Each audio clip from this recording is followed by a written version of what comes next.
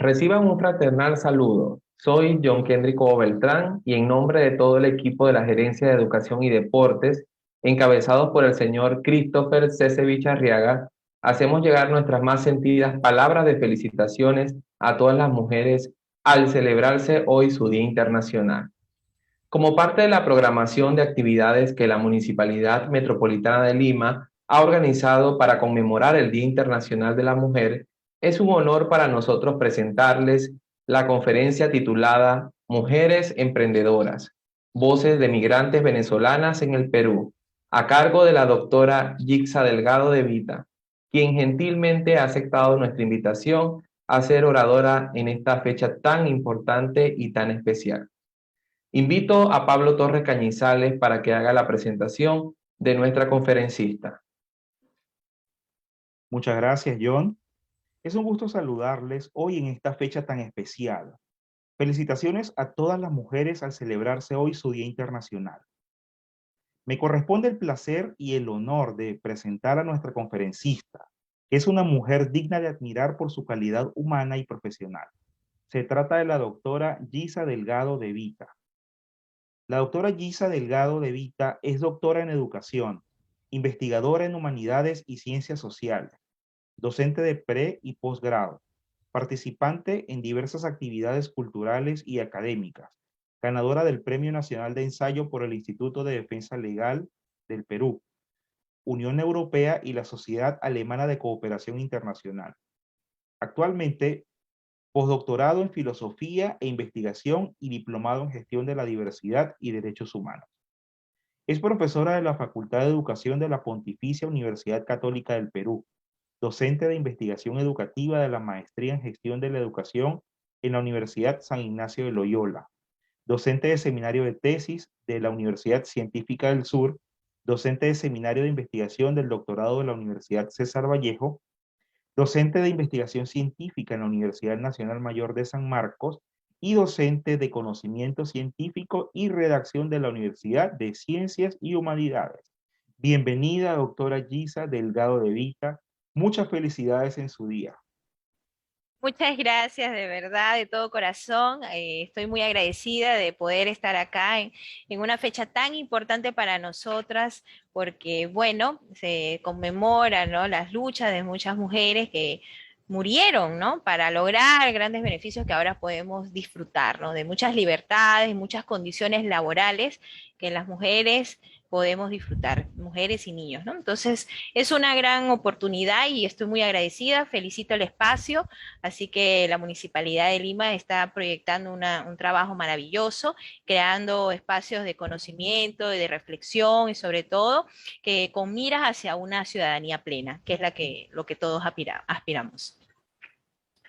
Entonces, vamos a iniciar y voy a compartir pantalla acá un ratito, rápidamente. Así que, bueno, hoy es nuestro día, Día Internacional de la Mujer. Bien, entonces vamos a iniciar esta ponencia con el título Mujeres Emprendedoras, Voces de Migrantes Venezolanas en el Perú. Y bueno, en primer lugar comentarles que esta experiencia ha sido producto de una investigación que empecé a realizar a raíz de un curso que dicté en la Universidad Nacional Mayor de San Marcos, que es el curso de Género y Sociedad, y este espacio me permitió tener la posibilidad de dialogar con mis estudiantes y de hablar, de problematizar, ¿no?, sobre los problemas que ocurren a nosotras las mujeres, ¿no? Pero como el curso pues daba para muchos temas que están ahora en pleno debate teórico, académico, pues también se dio el tema de las mujeres venezolanas como mujeres migrantes acá en el país. En ese sentido, lo que voy a dialogar acá, lo que voy a hablar, lo que voy a expresar, es producto de una rigurosa investigación, pero de corte cualitativo, es decir, que hemos buscado también a mujeres que nos brinden sus relatos para nosotros comprender el fenómeno desde la vivencia de las mismas personas. Y por supuesto, en mi caso, mi experiencia personal, que también pues he vivido, soy migrante y por eso también tengo, digamos, un poco de entendimiento de lo que podemos sentir cuando estamos en este mundo, ¿no? Un mundo nuevo, un mundo desafiante que se nos avisora. Entonces, vamos a iniciar. Bien, ¿qué abordaremos hoy? Hoy en nuestro día, pues voy a trabajar lo que viene a ser los obstáculos, aquellos obstáculos que atraviesan las mujeres migrantes venezolanas, ¿no? Y en segundo lugar, voy a trabajar las potencialidades, es decir, eso que nos permite la unión, esa integración en lo laboral y cultural, que es muy provechoso para el país. En ese sentido, quiero siempre brindar una perspectiva de diálogo, de entendimiento, como hemos venido llamando, una ecología de saberes que se pueden generar en esta fusión. Entonces, es muy importante primero comprender el fenómeno para después hacer quizás algunas proposiciones interesantes que nos ayuden a entender y aproximarnos al problema.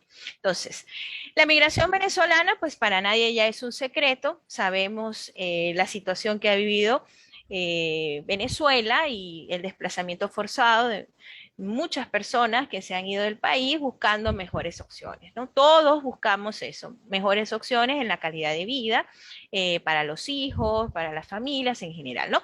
Y en primer lugar, sobrevivir, ¿no? Eso es lo más importante cuando se toma la decisión de partir del lugar de nacimiento, ¿no? Y estos desplazamientos, por supuesto, no son las vacaciones, no son lo que esperaba, ha sido así, que ha llegado sin más, y por lo tanto, pues tiene sus impactos en la vida de las personas, ¿no? Impacto emocional, impacto en todas las áreas del ser. Pero en este caso, como voy a trabajar y abordar el tema de la mujer, pues las mujeres siempre se han caracterizado, ¿no? Por la búsqueda de protección hacia las familias, ¿no? Siempre los roles que nos han atribuido socialmente han sido roles de protección y de cuidado hacia el hogar, ¿no? Y hacia nuestros hijos, ¿no? En ese sentido, cuando una mujer decide salir de su tierra natal, lo está haciendo con miras de poder buscar las condiciones necesarias para proteger a su familia y al final pues tener ese bienestar que no ha podido tenerlo en su lugar natal y buscar nuevas experiencias que ayuden a que pueda consolidar este bienestar.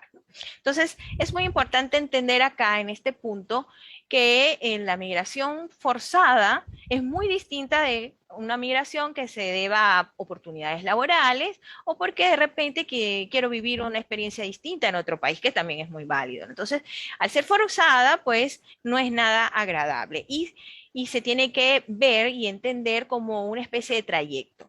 Y yo diría también como una especie de duelo. Migrar es un duelo, es el mismo proceso, porque estás dejando tu vida, estás dejando lo que estabas acostumbrado para adaptarte a una nueva realidad. Entonces, es muy importante comprender esto, en primer lugar, para poder avanzar, aproximarnos más al fenómeno.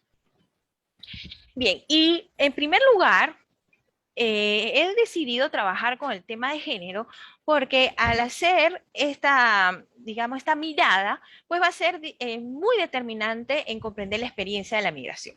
En el caso de la pandemia, ya sabemos que la pandemia, la COVID-19, ha afectado toda nuestra vida, ha cambiado. Somos otras personas a raíz de esto, ¿no? Y seguimos siendo porque todavía estamos vivenciando este proceso.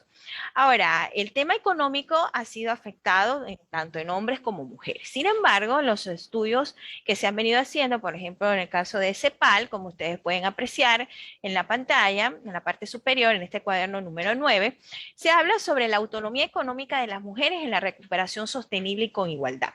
Resulta ser que los hallazgos indican que, si bien es cierto, para todos ha sido difícil, para la mujer ha sido, en este caso, el doble. Sí, y usted de repente me está escuchando en este momento y dirá, no, pero todos estamos mal. Efectivamente es así, pero resulta ser que, fíjese en la estadística que menciona este reporte de investigación, las mujeres ocupa, ¿no? En este caso, los sectores de baja calificación, de mayor probabilidad de pérdida de empleo por automatización y, por supuesto, las labores que están asociadas al cuidado, al turismo, ¿no? Y en este caso, pues, justamente estos sectores fueron los más golpeados a raíz de la pandemia. Esto, por supuesto, trastoca la vida y ahora más a la migrante, ¿no? Porque la migrante está en una condición de vulnerabilidad donde está en el sector informal. Y en muchos lugares también, pues, no es solamente acá en el Perú, sino esto se ve en cualquier otra parte del mundo donde haya, en este caso, situación de migrante.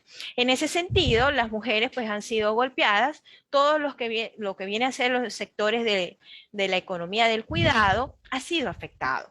Pero en este caso queremos centrar la mirada en esa mujer migrante, ¿no? ¿Por qué? Porque el impacto ha sido doble. Si ella no se ha podido estabilizar en el país, por ejemplo, y estaba de ambulante, pues con la pandemia entonces las cosas se han empeorado. Situación distinta a una persona que de repente haya tenido su trabajo o haya tenido alguna estabilidad previamente. Entonces es importante revisar los estudios, los últimos estudios, no solamente de la CEPAL, sino diversos estudios de organismos internacionales. Todos han estado muy atentos al sistema, en este caso, de cómo mejorar las condiciones de vida de las personas migrantes. ¿Por qué? Porque justamente están siendo afectadas. Y a raíz de que hay tanta necesidad por parte de los organismos internacionales de buscar estas soluciones, de visibilizar el problema, de apoyar de alguna manera u otra. ¿Por qué? Porque esto está en la agenda de desarrollo sostenible 2030, es decir, es uno de los objetivos de desarrollo sostenible. El número 5, buscamos la igualdad de género. ¿Por qué? Porque necesitamos empoderar a las mujeres y a las niñas para que puedan tener una vida mejor, ¿no? Eso es la aspiración. Entonces, lograr la igualdad es muy importante. Países como el caso nuestro, países en vías de desarrollo, pues actualmente encuentran muchos obstáculos las mujeres y las niñas, no las puedo dejar de nombrar. En este caso, muchas de ellas, 2/3, no saben leer, no saben escribir y por supuesto se vuelven más vulnerables. Y si en el caso se le añade ser migrante, pues es difícil el acceso a la educación y es difícil el acceso a las condiciones de vida mínimas necesarias para poder tener un bienestar que le permita desarrollar en plenitud su vida. En ese sentido, los organismos internacionales como la ONU, la UNESCO, UNICEF y muchos otros más, la OCDE, pues se han preocupado por esto y han partido de la necesidad de empoderar a la mujer. Este ha sido el término que se le ha atribuido desde hace unos años atrás. En ese sentido, necesitamos urgentemente la búsqueda de esta igualdad para que se pueda entender la problemática y, por supuesto, buscar las opciones que nos permitan resolver el problema, ¿no? Es lo más importante. Entonces, en este estudio, yo me voy a centrar específicamente en 4 mujeres migrantes. Con esto no quiero decir que no hay más, obviamente, hay muchas mujeres que tienen infinitas historias que contar, situaciones que han vivido, ¿no? Pero para efectos de esta investigación, como he mencionado antes, me centraré nada más en estas 4 mujeres. Y estas 4 mujeres en particular, porque el rostro de la migración también siempre ha sido como que, bueno, pobrecita y todo lo demás. Eso sí es así. Muchas mujeres ahora mismo están atravesando este trayecto. Migrar es un trayecto y el trayecto implica subidas, bajadas, estancamientos, ¿no? Llorar, reír, ¿no? Entonces es un proceso de vida y ahora mismo muchas mujeres están atravesando esto. Sin embargo, hay otras que lo han logrado transitar de manera distinta. Es decir, llegaron acá al Perú sin nada, sin ningún capital, sin nada, común y corriente, como cualquier otra migrante, y se han podido levantar, ¿no? ¿Por qué? Porque han buscado no solamente los aspectos de supervivencia, sino han ido más allá, han tenido una visión.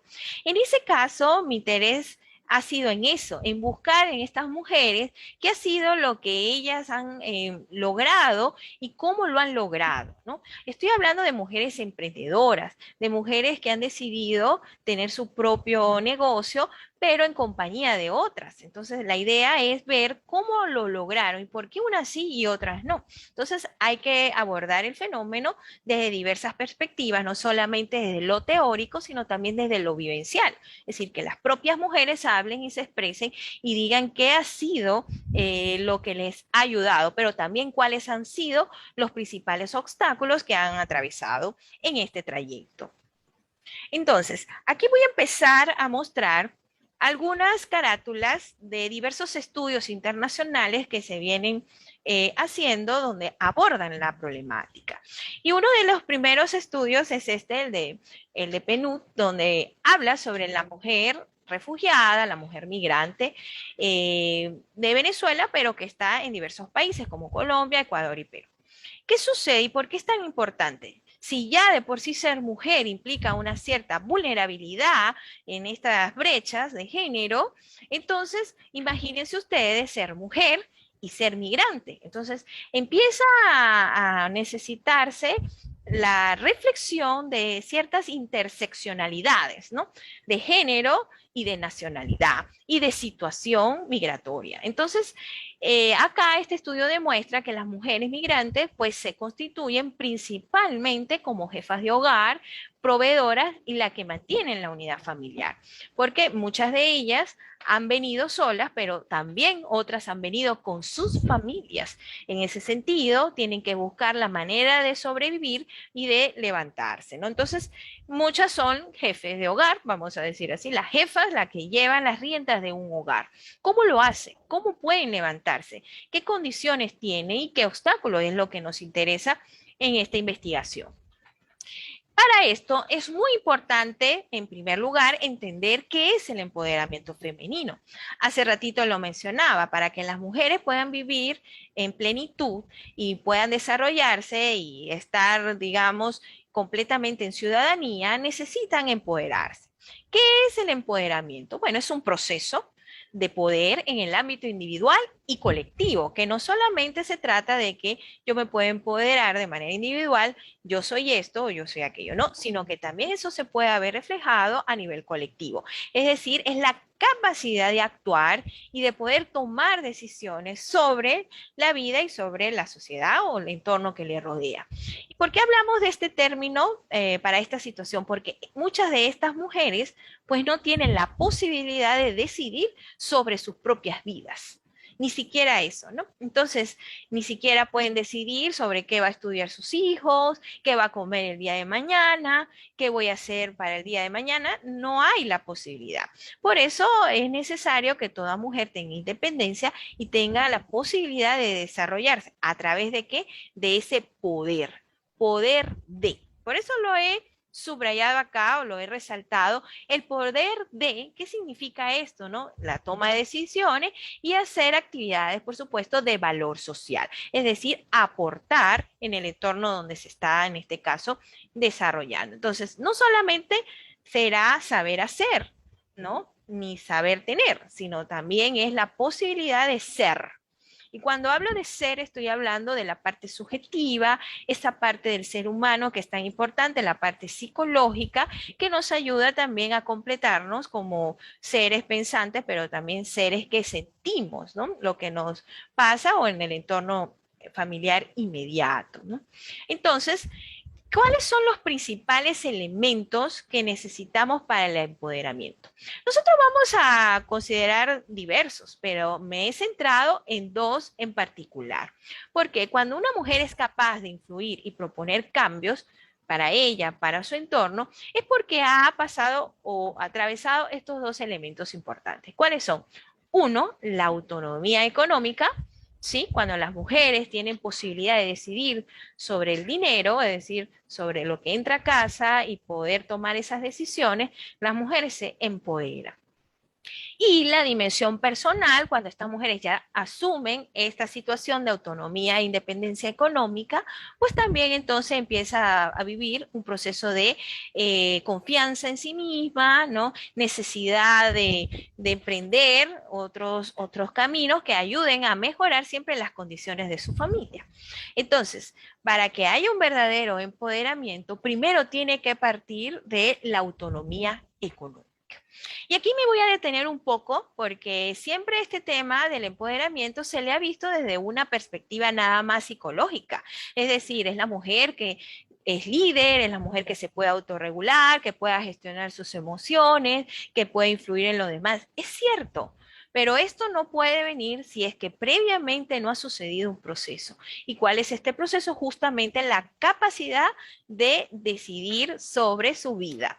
Y para decidir sobre su vida necesita independencia económica. De lo contrario, seguiría dependiendo, ¿no? O seguiría atada a ciertas circunstancias. ¿Y por qué menciono esto? Porque en el caso puntual de las mujeres en general que viven esta situación, que no pueden ser independientes económicamente hablando, pues imagínense ustedes en el caso de la mujer migrante que prácticamente está dependiendo de lo que día a día hace, ¿no? Hace de lo que vende o de lo que puede ofrecer algún servicio, ¿no? En ese sentido, no tiene la capacidad necesaria para esta toma de decisiones y por eso muchos problemas están ocurriendo, ¿no? De violencia sexual, de acoso, de trata de personas, que son problemas reales que estamos atravesando, ¿no?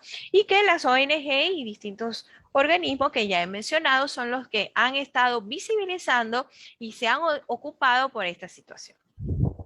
Entonces, vamos a continuar, pero ahora vamos a hablar de los obstáculos. ¿Cuáles son estos obstáculos que atraviesan las mujeres migrantes? Por supuesto, en función del relato que estas personas han podido contarme y han podido compartir sus vivencias y experiencias, esto contrasta con estudios como en este caso de las mujeres migrantes y refugiadas venezolanas y su inserción en el mercado laboral peruano, ¿no? Entonces, ellas narran que se tardaron mucho tiempo para poder reconocer sus estudios, porque justamente no tenían dinero. Es decir, lo que hacían día a día en las ventas, lo que podían desarrollar ese día, pues no le alcanzaba si no es para vivir, es decir, para pagar la renta o quizás para comer, ¿no? O de repente mandar dinero para sus familiares en Venezuela, ¿no? Entonces nunca le quedaba dinero para poder hacer el reconocimiento de sus estudios y tampoco le quedaba tiempo para estabilizarse a nivel de la condición migratoria. Esto definitivamente representó un obstáculo para estas mujeres y lo demuestra este estudio, ¿no? Es decir, la mayoría de las personas encuestadas en este estudio han presentado este obstáculo, es decir, no tienen ni el tiempo o no tienen ni el dinero para estabilizarse a nivel legal y en este caso para reconocimiento de sus estudios. Pero aquí hay algo importante que voy a resaltar. Necesitamos caracterizar la población migrante venezolana, porque de acuerdo a este estudio, el 60% de las mujeres migrantes encuestadas pues tienen un nivel de educación universitaria y el 85% tiene experiencia laboral previa o de algún emprendimiento en su país natal, lo que quiere decir que representa una oportunidad, ¿no? Para el Perú. Es decir, los saberes de estas personas serán importantes siempre y cuando se articulen dentro del mercado laboral. Si no se le da valor social a esto, pues seguirán en esos espacios donde nada productivo y donde ellas no puedan, en este caso, empoderarse. En ese sentido, pues la idea es que ellas posteriormente puedan acceder a instrumentos financieros, ¿no? O puedan acceder a muchos programas que siempre se ofrecen por parte de los organismos internacionales como especies de capitales semillas que ayudan a las mujeres que tienen alguna idea de negocio. Pero si es que esto no ocurre, de que ellas no tengan su condición migratoria estable, que puedan tener sus documentos legalmente dentro del marco del país, pues esto es imposible. En ese sentido, ha representado no solamente para las mujeres de este estudio, sino es un llamado de reflexión porque mientras las mujeres no tengan esta posibilidad, ojo, aclaro, es para todos, pero en este caso yo me enfoco en las mujeres por ser las que están más vulnerables hacia la trata de personas. Así como han tenido obstáculos respecto al reconocimiento de sus estudios, al tema económico para esto, también han tenido obstáculos respecto a la discriminación. Y esto va asociado ya a la parte personal. Lo anterior era en el tema de la independencia económica, pero esto ya va directamente hacia el aspecto psicológico, ¿no? De la confianza, de la autoestima. Y según este mismo estudio, las mujeres están enfrentando una discriminación que hace que sea caldo de cultivo para generar reacciones xenófobas y, por supuesto, narrativas estereotipadas, así como lo he puesto acá. Entonces, es un fenómeno muy peligroso, porque ¿qué pasa? Esto genera sesgos cognitivos. Cuando las personas empiezan a pensar que todas las personas que vienen de ese país son así o de determinado lugar, esto se convierte en un motivo de mucho cuidado, porque eso implicaría involucrar a otras personas que no tienen nada que ver, ¿no? Entonces, este tipo de situaciones se están dando y afectan mucho a las personas y a las mujeres en particular. ¿Por qué? Porque cuando van a pedir trabajo, de acuerdo a los relatos que han contado, han presentado diversos obstáculos. Número uno, desde obstáculos por la nacionalidad asociadas a la criminalidad, por ejemplo, o entre comillas a la mala vida, o también han presenciado de que de repente significan un problema. No, es mejor no contratar a personas que sean de esta nacionalidad porque eso representa un problema para mí y yo me quiero evitar un problema, dice cualquier empleador. En ese sentido, estas mujeres no han sentido la confianza necesaria. Además que hay también otras situaciones como por ejemplo el acoso sexual, ¿no? Las propuestas que no vayan acorde con la moral y las buenas costumbres, que esto también sucede en el camino, ¿no? Entonces esto ha generado en las mujeres una especie de incertidumbre y de desconfianza también en estar en las calles, ¿no? En ir a pedir un trabajo, si no hay alguien que esté con ella, que le aseguren, que le brinde esa confianza, entonces las mujeres no acceden. Y esto, por supuesto, para una mujer migrante resulta muy complicado. ¿Por qué? Porque lo que está buscando es estabilizarse y pues entonces con todas estas situaciones no puede hacerlo. Entonces, definitivamente representa un gran problema. Otro de los problemas que vienen o son hijos de esa discriminación, pues justamente son los estereotipos. Este último estudio es muy interesante que ha sacado la Universidad Pontificia Católica del Perú, que se llama La percepción pública respecto a las personas venezolanas en el espejo de los medios de comunicación en el Perú. Este estudio es bastante interesante porque han estudiado diversos medios de comunicación, o sea, han estado midiendo cómo ha sido la percepción respecto a cómo se procesan las noticias, cómo salen las noticias, los titulares y cómo proyectan a las personas. En este caso, se evidencia que el 60.8% en Lima, al menos, ¿no? Ubica a esta población siempre en un rol de victimaria, es decir, siempre el venezolano, ¿no? Es el malo, en contraposición a la de un testigo o vecino o víctima, ¿no? ¿Por qué? Aquí es muy importante aclarar esto, porque si esto es así, entonces se nivela con la mayoría de la ciudadanía. Y si esta sensación se da, pues obviamente el otro, pues no es el que me está afectando, el que me está dañando, el que me está robando, ¿no? Sino es una persona que siente tan igual y como yo.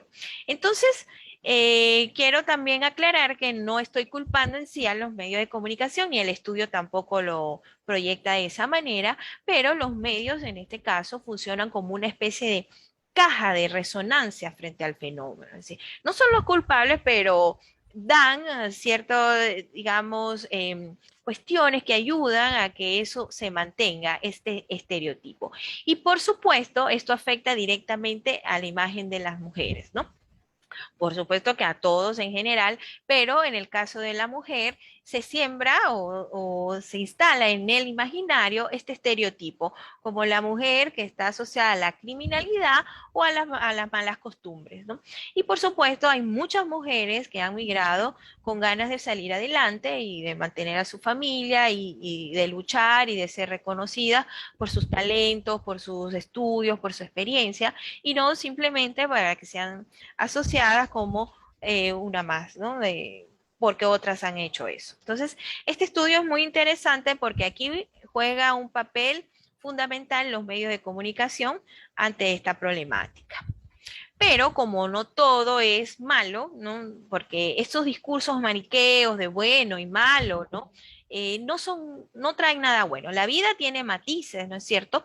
Y pues también tiene potencialidades esta migración. Es decir, que si se le ve como una oportunidad, pues resulta productivo para el país. ¿Por qué? Porque si el sector público se une con el sector privado, en este caso pueden hacer interesantes fusiones que ayuden.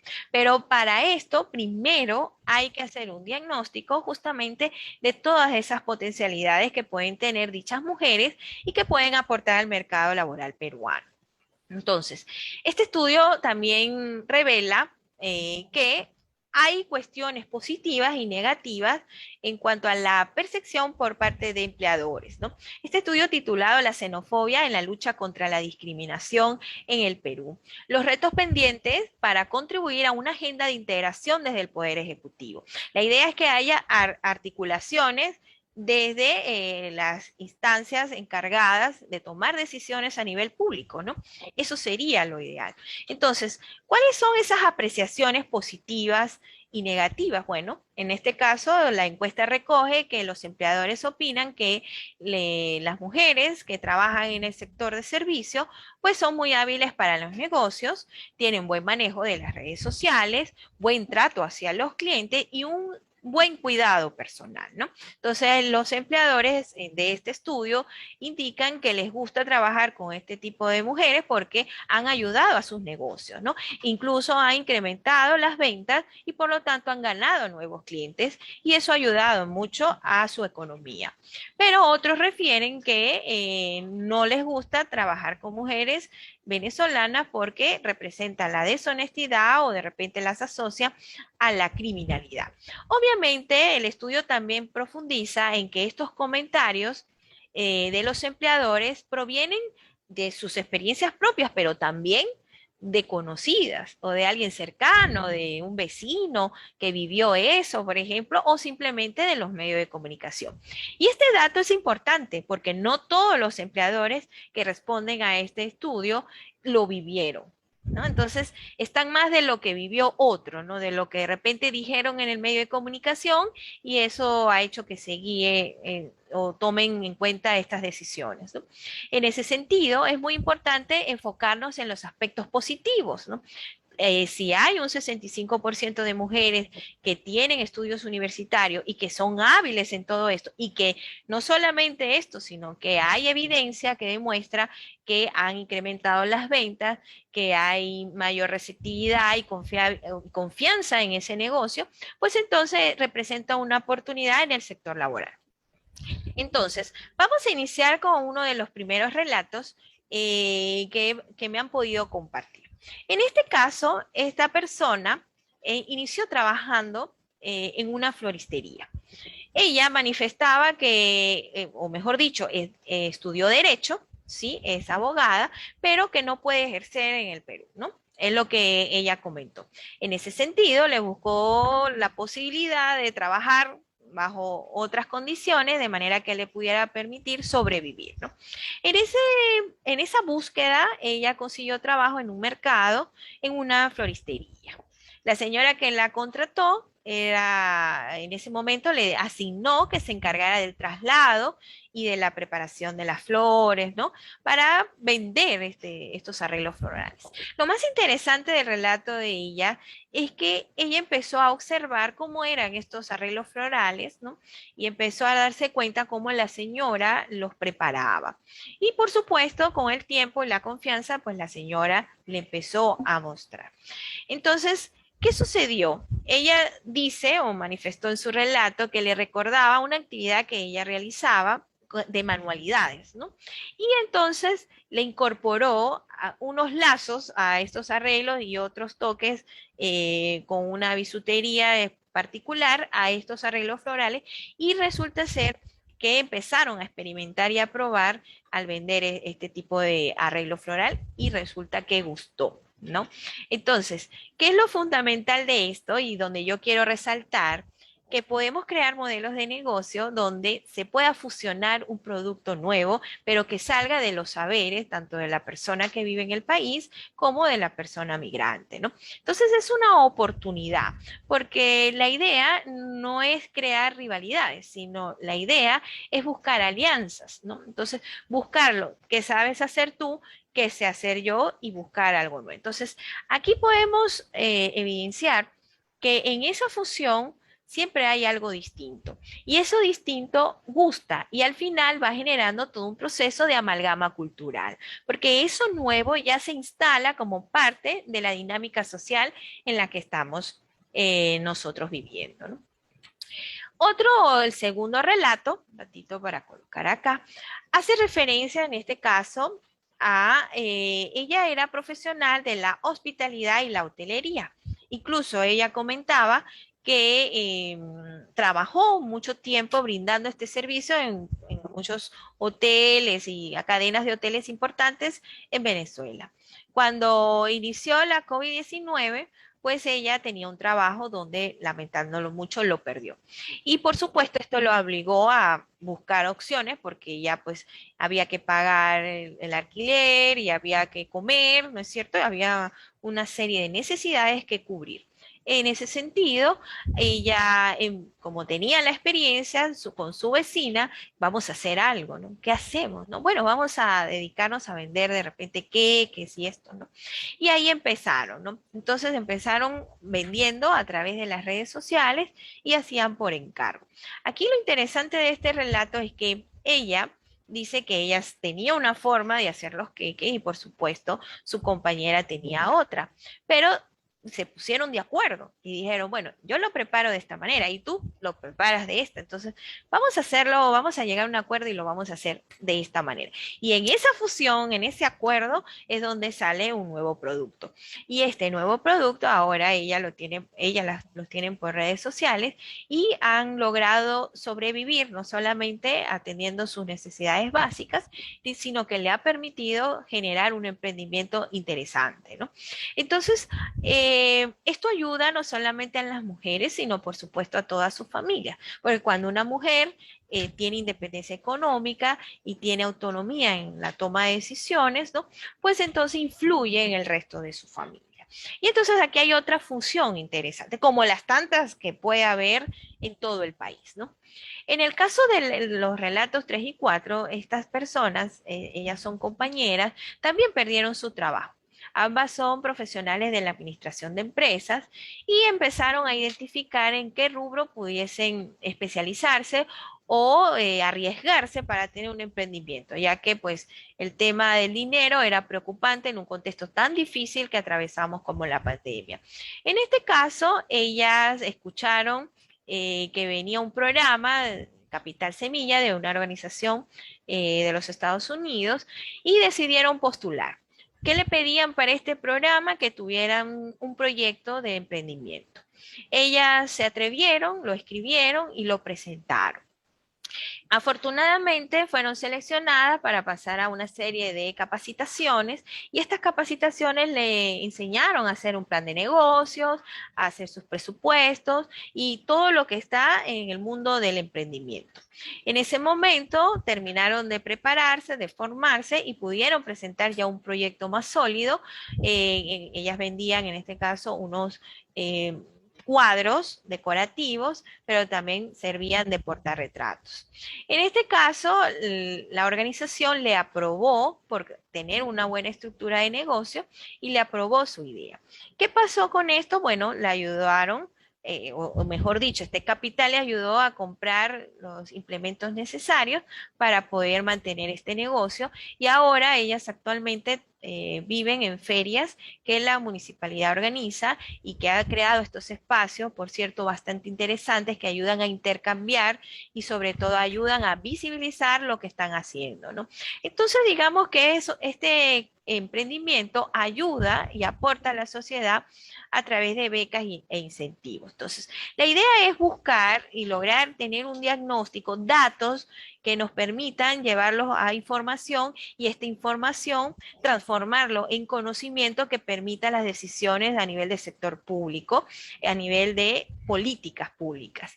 ¿Y qué sucede con esto cuando el sector privado se une a esto? Pues es una gran oportunidad para el país. No todas las mujeres van a tener la posibilidad de tener un emprendimiento si no tienen primero cómo hacerlo. Es necesario también la previa formación.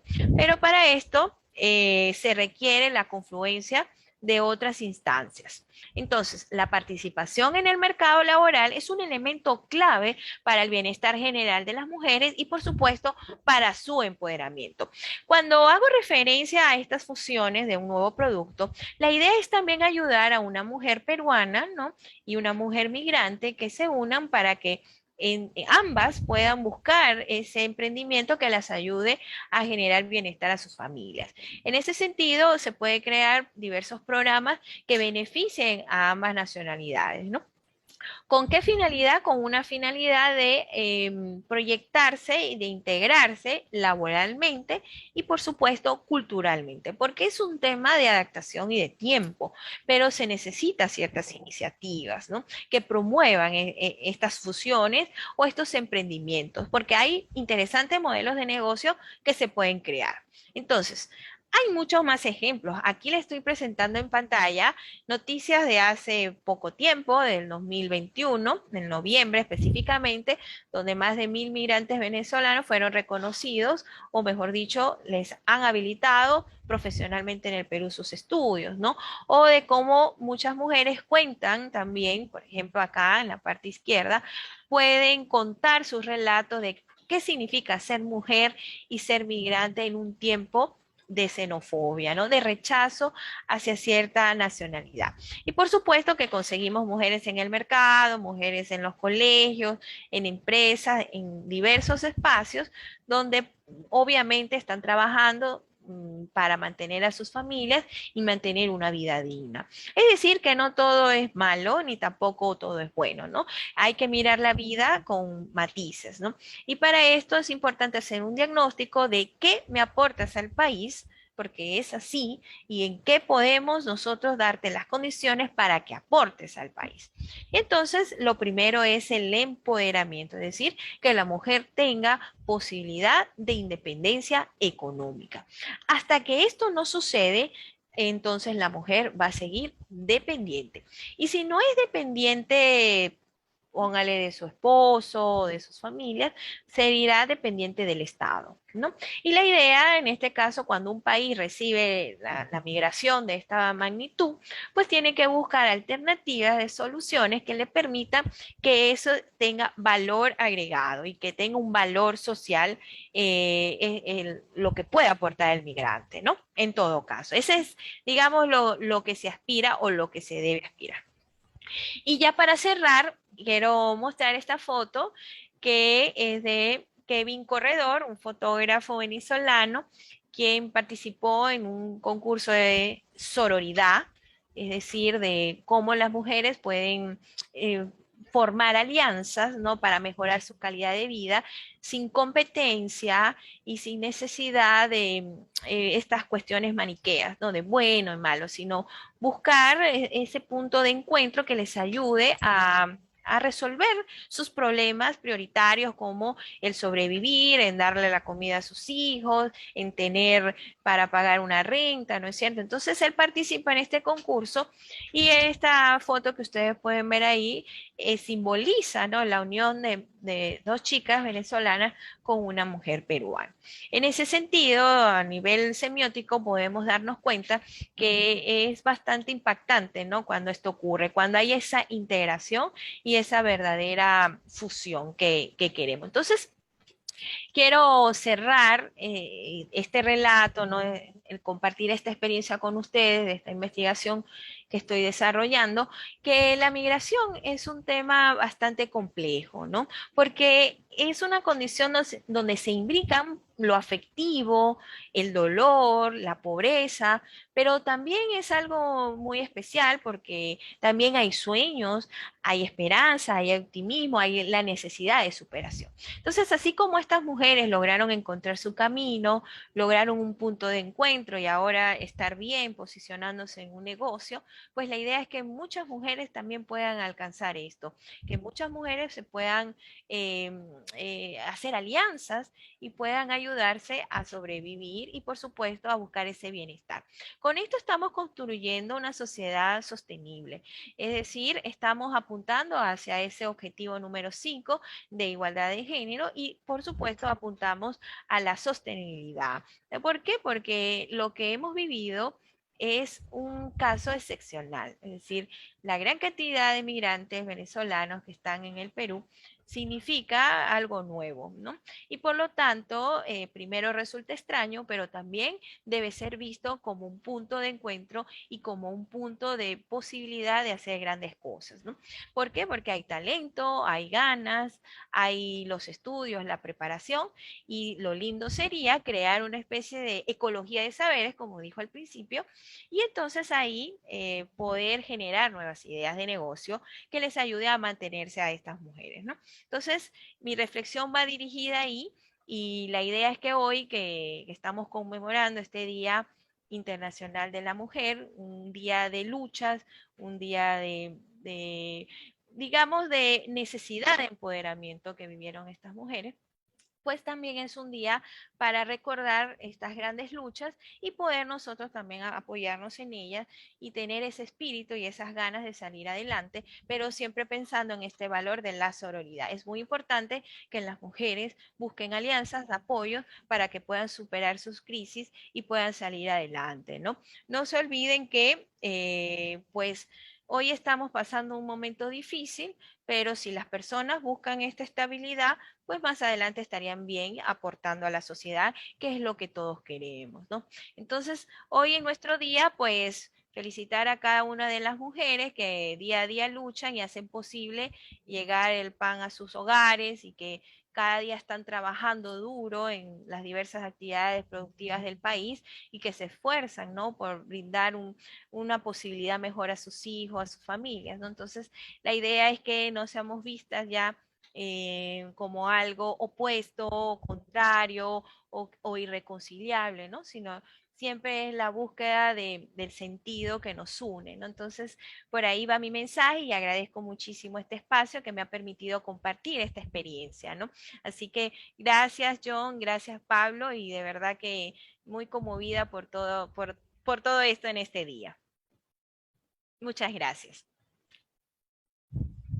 Muchísimas gracias a la doctora Yixa Delgado de Vita por su brillante disertación, por su excelente reflexión, en la cual se promovió una interesante reflexión en relación al potencial de las mujeres en los procesos productivos, en un contexto de desigualdades de ingresos entre hombres y mujeres, a partir de las vivencias de mujeres migrantes venezolanas. Bien, y de esta manera estamos ya en la parte final, culminando esta interesante conferencia, dándole las gracias a nuestra conferencista. Muchas gracias por seguirnos a través de nuestra cuenta de Facebook Lima Educación y por todos los comentarios recibidos y especialmente gracias a la doctora Gisa Delgado por habernos regalado esta maravillosa conferencia. Será hasta una próxima oportunidad.